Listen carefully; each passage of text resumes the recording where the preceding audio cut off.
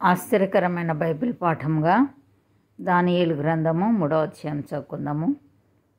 రాజగు నెబుకద్నెజరు బంగారు ప్రతిమ ఒకటి చేయించి బబులోను దేశంలోని దూరాయను మైదానంలో దాన్ని నిలవబెట్టించెను.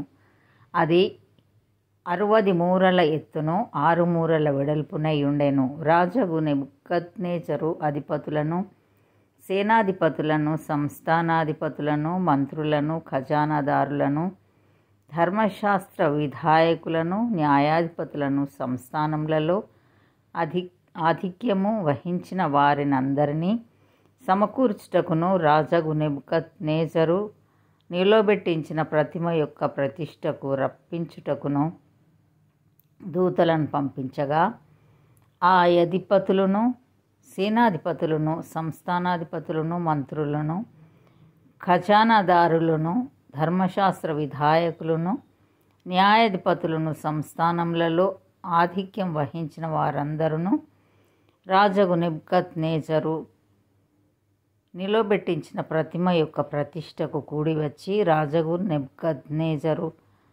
నిలవబెట్టించిన ప్రతిమ ఎదుట నిలుచుండిరి. ఇట్లుండగా ఒక దూత చాటించినది ఏమనగా, జనులారా, దేశస్థులారా, ఆయా భాషలు మాట్లాడు వారులారా, మీకు ఆజ్ఞ ఇచ్చుచున్నాను. ఏమనగా, బాకా, పిల్లంగ్రోవి, పెద్ద వీణే, సింఫోనియా, వీణే, విపంచిక, సకల విధములగు వాద్య ధ్వనులు మీకు వినబడినప్పుడు రాజగు నెబుకద్నెజరు నిలవబెట్టించిన బంగారు ప్రతిమ ఎదుట సాగిలపడి నమస్కరించుడి. సాగిలపడి నమస్కరింపని వాడెవడో వాడు మండుచున్న అగ్నిగుండంలో తక్షణమే వేయబడును. సకల జనులకు బాకా, పిల్లంగ్రోవి, పెద్ద వీణే, వీణే, సింఫోనియా, విపంచిక, సకల విధములగు వాద్య ధ్వనులు వినబడగా ఆ జనులను, దేశస్థులను, ఆయా భాషలు మాట్లాడువారును సాగిలపడి రాజగు నెబుకద్నెజరు నిలవబెట్టించిన బంగారు ప్రతిమకు నమస్కారం చేసిరి.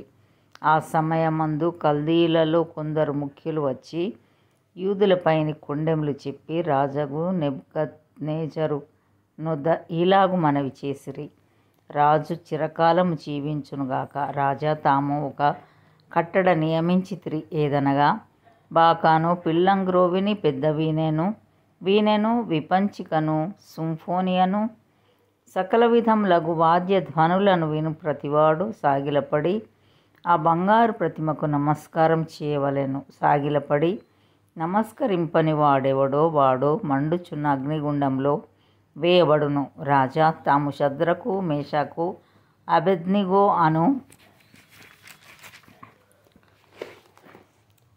ముగ్గురు యూదులను బబులోను దేశంలోని రాజకార్యములు విచారించుటకు నియమించితిరి.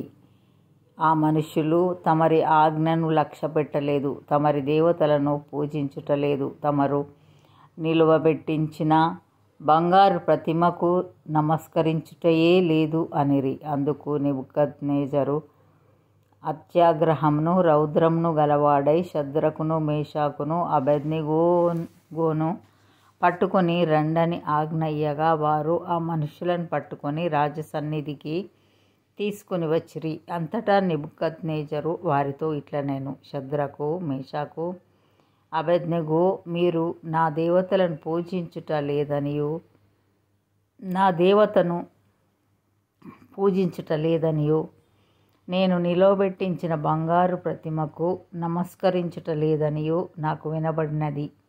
అది నిజమా? బాకాను, పిల్లంగ్రోవిని, పెద్ద వీణెను, సింఫోనియను, విపంచికను, సకల విధములగు వాద్య ధ్వనులను మీరు విను సమయములో సాగిలపడి నేను చేయించిన ప్రతిమకు నమస్కరించుటకు సిద్ధంగా ఉండిన ఎడల సరే, మీరు నమస్కరింపని ఎడల తక్షణమే మండుచున్న వేడిమి గల అగ్నిగుండంలో మీరు వేయబడుదురు. నా చేతిలో నుండి మిమ్మును విడిపింపగల దేవుడు ఎక్కడనున్నాడో షద్రకును, మేషాకును, అబేద్నెగోయు రాజుతో ఇలాగు చెప్పిరి: నెబుకద్నెజరు ఇందును గురించి నీకు ప్రత్యుత్తరం ఇయ్యవలెనన్న చింత మాకు లేదు. మేము సేవించుచున్న దేవుడు మండుచున్న వేడిమి గల ఈ అగ్నిగుండములో నుండి మమ్మను తప్పించి రక్షించుటకు సమర్థుడు మరియు నీ వశమున పడకుండా ఆయన మమ్మను రక్షించును. ఒకవేళ ఆయన రక్షింపకపోయినను రాజా, నీ దేవతలను మేము పూజింపమనియు నీవు నిలబెట్టించిన బంగారు ప్రతిమకు నమస్కరింపమనియు తెలుసుకొనుము. అందుకు నెబుకద్నెజరు అత్యాగ్రహం నొందినందున షద్రకు, మేషకు, అబేద్నెగో అను వారి విషయంలో ఆయన ముఖము వికారమాయను గనుక గుండము ఎప్పటికన్నా 7 వేడిమిగా చేయుమని ఆజ్ఞ ఇచ్చెను. మరియు తన సైన్యములో నుండి బలిష్ఠులలో కొందరిని పిలువనంపించి షద్రకును, మేషకును, అబేద్నెగోను బంధించి వేడిమి కలిగి మండుచున్న ఆ గుండంలో వేయుడని ఆజ్ఞ ఇయ్యగా, వారు వారి అంగీలను, నిలువుటంగీలను, పై వస్త్రములను, తక్కిన వస్త్రములను తీయకయే యున్న పాటున ముగ్గురిని వేడిమి కలిగి మండుచున్న ఆ గుండము నడుమ పడవేసిరి. రాజాజ్ఞ తీవ్రమైనందునను గుండము మిక్కిలి వేడిమి గలదైనందునను షద్రకు, మేషకు, అబేద్నెగోలను విసిరివేసిన ఆ మనుషులు అగ్ని జ్వాలల చేత కాల్చబడి చనిపోయిరి. షద్రకు, మేషకు, అబేద్నెగో అను ఆ ముగ్గురు మనుషులు బంధింపబడిన వారై వేడిమి కలిగి మండుచున్న ఆ గుండంలో పడగా, రాజగు నెబుకద్నెజరు ఆశ్చర్యపడి తీవ్రముగా లేచి, మేము ముగ్గురు మనుషులను బంధించి ఈ అగ్నిలో వేసితిమి గదా అని తన మంత్రుల నడిగెను. వారు, రాజా, సత్యమే అని రాజుతో ప్రత్యుత్తరమిచ్చిరి. అందుకు రాజు, నేను 4 మనుష్యులు బంధకములు లేక అగ్నిలో సంచరించుట చూచుచున్నాను. వారికి హాని ఏమీ కలగలేదు. 4వ వాని రూపము దేవతల రూపము పోలినదని వారికి ప్రత్యుత్తరమిచ్చాను. అంతటా నెబుకద్నెజరు వేడిమి కలిగి మండుచున్న ఆ గుండము వాకిలి దగ్గరకు వచ్చి, షద్రకు, మేషకు, అబేద్నెగో అనువారులారా, మహోన్నతుడగు దేవుని సేవకులారా, బయటికి వచ్చి నా యుద్ధకు రండని పిలువగా, షద్రకు, మేషకు, అబేద్నెగో ఆ అగ్నిలో నుండి బయటికి వచ్చిరి.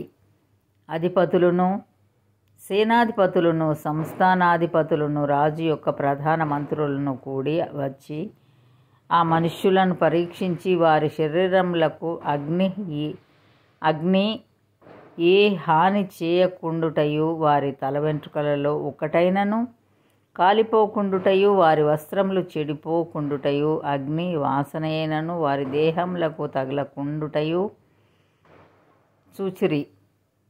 నెబుకద్నెజరు షద్రకు, మేషకు, అబేద్నెగో అను వీరి దేవుడు పూజార్హుడు. ఆయన తన దూత నంపి తన్నాశ్రయించిన దాసులను రక్షించను. వారు తమ దేవునికి కాక మరి ఏ దేవునికి నమస్కరింపకయు ఏ దేవుని సేవింపకయు ఉందుమని తమ దేహములను అప్పగించి రాజు యొక్క ఆజ్ఞను వ్యర్థపరిచిరి. కాగా నేనొక శాసనం నియమించుచున్నాను. ఏదనగా ఇవ్విధముగా రక్షించుటకు సమర్థుడగు దేవుడుగాక మరి ఏ దేవుడునూ లేడు. కాగా ఏ జనులలో గాని, రాష్ట్రంలో గాని, ఏ భాష మాట్లాడు వారిలో గాని షద్రకు, మేషకు, అబేద్నెగో అను వారి దేవుని ఎవడు దూషించునో వాడు తుత్తు నియలుగా చేయబడును. వాని ఇల్లు ఎప్పుడునూ పెంట కుప్పగా ఉండుననెను. అంతట నుండి రాజు షద్రకు, మేషకు, అబేద్నెగో అను వారిని బబులోను సంస్థానములో హెచ్చించెను. ఇంతటితో ఈ దినం కొరకైన బైబిల్ పాఠము సరి.